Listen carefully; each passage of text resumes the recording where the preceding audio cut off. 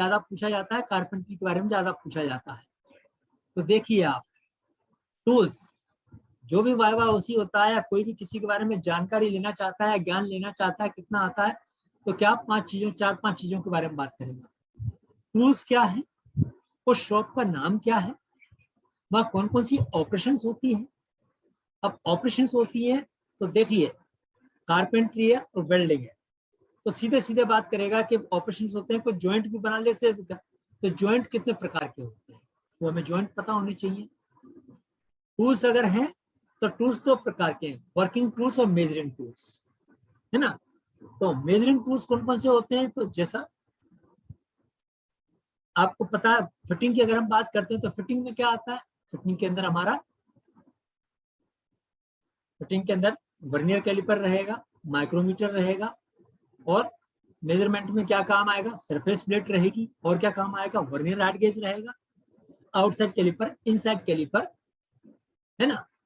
आपका एक और एल शेप का क्या इंस्ट्रूमेंट होता है, क्या टूल होता है, नाम बताओ, 2-3 जगह काम में आता है, 2-3 फील्ड में। ट्राई स्क्वायर, जो राइट एंगल मेजरमेंट का काम में आता है, बिल्कुल रट लो।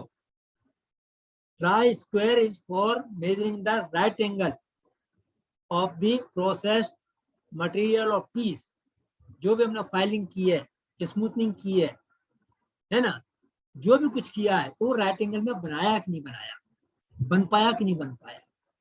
तो टूल्स कौन कौन से होते हैं, करीब करीब सारे कॉमन रहते हैं। देखिए, क्लैंपिंग टूल, मेजरिंग टूल और मार्किंग टूल। सिर्फ मेजर करना नहीं है, मार्किंग भी करना होता है।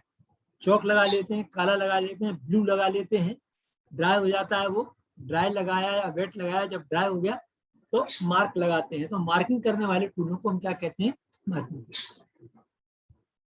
उसके बाद कटिंग टूल्स, हमें जो शेप बनाने की है, किससे काटेंगे, how to cut that, and the cutting is, cutting कभी भी रफ और फाइनल नहीं होती है, हमेशा ध्यान दे लेना। हाँ, फाइन कटिंग और स्ट्रेट कटिंग या एंगुलर कटिंग हो सकती है, मगर फाइन कटिंग कौन सी है, जो आपको कारपेंट्री में कभी कभी काम में आती है। उसका कारपेंट्री का जब लेंगे तो उसमें बता दूंगा कि ये मॉडल बनाने के काम में और उनमें काम में होती है। कटिंग टूल हो गया, स्ट्राइकिंग टूल। कोई कोई टूल्स ऐसे हो, जैसे ठीक है, हम फाइल ऐसे चलाते हैं, हेक्सो ऐसे चलाते हैं, हेक्सो कारपेंट्री कैसे चलती है, ओके। मगर जहां कहीं हमें हैमरिंग करने की होती है, तो उसको क्या कहते हैं, स्ट्राइकिंग टूल। तो वो हैमर्स कितने प्रकार के होते हैं। उसके बाद फिटिंग की अगर बात कर रहे हैं यहाँ पर, तो ड्रिलिंग करनी पड़ेगी, टैपिंग करनी पड़ेगी। टैपिंग मतलब थ्रेड्स बनाना, हिंदी में क्या कहते हैं, चूड़ियां बनाना। नट के अंदर, बोल्ट के अंदर, पाइप के अंदर, उनको एक दूसरे के ऊपर रोटेट करके जब चढ़ाते हैं, तब कौन सी ऑपरेशन, कौन से उसके ऊपर क्या थ्रेड्स बने रहते हैं, तो उनको हम थ्रेडिंग ऑपरेशन कहते हैं। क्लैपिंग टूल की सर, बात कर रहे हेलो हैं, सर। बोले सर सर ये ब्रोच क्या होता है सर, ब्रोच? ब्रोच, ये आपको 3rd यस सेमेस्टर सर। में या 5th सेमेस्टर में पढ़ने में आएगा बेटा, 3rd 4th 5th के अंदर। फिर भी मैं बता देता हूँ। देखिए, आपने होल किया और कोई आपको शेप, उसमें कोई शेप बनाने का है या कोई फाइन डायमेंशन बनाने का है, बिल्कुल accurate to the 3rd decimal point, accurate to the 2nd decimal point. जैसे आपको बताते हैं कि अगर किसी चीज में से कोई चीज पास हो रही है, या बेरिंग बिठाने का है, बेरिंग तो नहीं, और उससे भी कोई एक्यूरेट चीज एक दूसरे के ऊपर अगर फिट करने की है, ये फिट करने की है यहाँ पर, तो इसका डायमेंशन अगर 3 डिजिट तक का है डेसिमल के बाद, तो इस होल का डायमेंशन भी उतना, या उसके बाद ये जो है ट्रांजिट फिट जैसा, मतलब जो पुश फिट जैसा या ट्रांजिट फिट जैसा हो, तो इसका होल का डायमेंशन बहुत एक्यूरेट होना चाहिए। कभी कभी वो सर्कुलर हो सकता है, कभी कभी किसी शेप में भी हो सकता है, या किसी डायग्राम के हिसाब से स्टार का जैसे शेप हो सकती है, उसकी स्क्वायर शेप हो सकती है, ट्रायंगुलर हो सकती है। तो उसी शेप के हम ब्रोच बनाते हैं।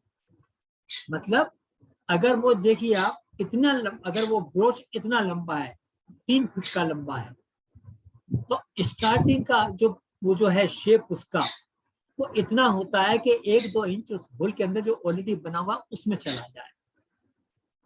उसके बाद उसमें इंसर्ट किया, क्लैंप किया, दूसरी साइड यस से सर समझ।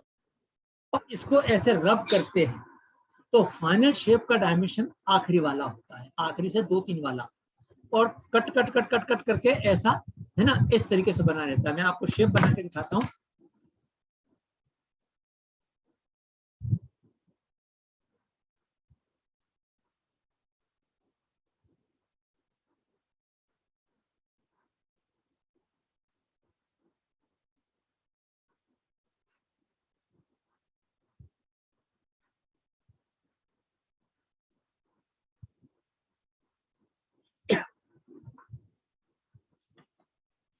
ये शेप आपको दिख रही है,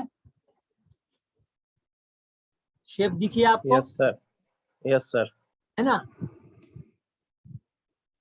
ये शेप, ये वाली, यस सर। ये शेप दिखी ना, ये वाली शेप। तो ये कम डायमेंशन वाला है, यहाँ वाला ये वाला डायमेंशन, ये इतना होल के अंदर चला जाएगा और इस तरीके से कटे हुआ निशान के साथ में वो एक एक उसका साइज धीरे धीरे डेसिमल के थर्ड पॉइंट तक एक एक एक एक में बढ़ता जाता है। ऐसे ये कम से कम तो 100 या 50, है ना, इतने ये वो बने रहते हैं, उसको प्रेशर से पुश करते हैं तो धीरे धीरे बिल्कुल जैसे फाइलिंग से भी कम मटेरियल धीरे धीरे एक एक स्टेप के अंदर जो है कटता जाता है और उसमें से रिमूव होता जाता है। फाइनली हमारी शेप एग्जैक्ट थर्ड डेसिमल तक के पॉइंट तक की मतलब बन जाती है।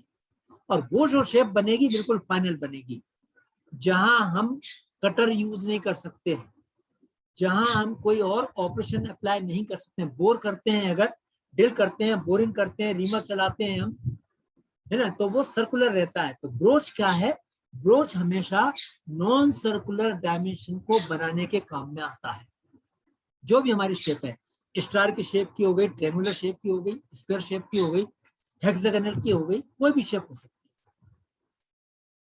अब इस ब्रोच से हमने मान लो हमने डाई के अंदर ये ऐसा बनाया और उस डाई के ऊपर फिर हार्ड कोटिंग करी और उसको फिर हम लगा देते हैं किसी मशीन के ऊपर, मोल्टन मेटल, वो वहां से दूसरे मटेरियल को, जो गर्म मटेरियल को या किसी को हम खींचते हैं तो वो उसी शेप का परमानेंटली बन के निकलता है।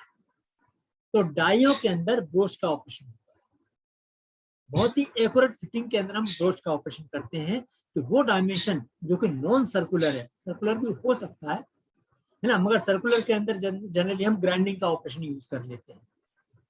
तो इस ब्रोच के ऊपर फिर ग्राइंडिंग ऑपरेशन नहीं होती और सुपर फिनिश चाहिए होती है तो 100 या 150 उसके अंदर जो बने हुए स्लॉट और एक एक एक एक एक, एक बिल्कुल मतलब एक एक एक एक डेसिमल तो बहुत छोटी मोटी चीज होती है, इतना ही मटेरियल रिमूव होता है और वो फाइनल डायमेंशन दे लेते हैं। तो उसको ब्रोच कहते हैं। ब्रोच किसको, वो जो टूल जो था जो इधर से उधर ऐसे चल रहा है, ये ब्रोच कहलाता है।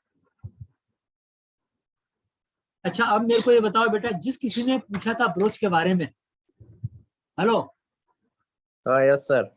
हाँ, ये कहाँ से आपको शब्द कहाँ से सुनने में आया था, क्योंकि अभी आप सेकंड सेमेस्टर में हो, वर्ड कहाँ से आया? सर ये देखा था मैं कहीं। नहीं, अच्छा किया जानकारी। और एक और चीज, मशीन शॉप के बारे में, फाउंड्री के बारे में, वेल्डिंग के बारे में, नॉन डिस्ट्रक्टिव टेस्टिंग के बारे में, इंस्पेक्शन प्रोसीजर के बारे में, डॉक्यूमेंटेशन के फॉर्मेटिंग के बारे में आपको कुछ भी पूछना हो, मैंने 38-39 ईयर्स इंडस्ट्री में बिताए हैं।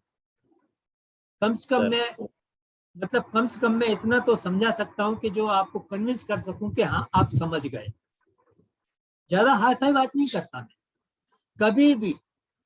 आप अगर मशीन शॉप से कनेक्टेड अगर या मैन्युफैक्चरिंग प्रोसेस से बात कर रहे हो, जैसे मैं एडवांस मैन्युफैक्चरिंग प्रोसेस नहीं लेता हूँ, मैं 8th सेमेस्टर में 7th सेमेस्टर में ऑटोमोबाइल सब्जेक्ट भी नहीं पढ़ाता हूँ और दूसरे मैकेनिकल से सब कनेक्टेड।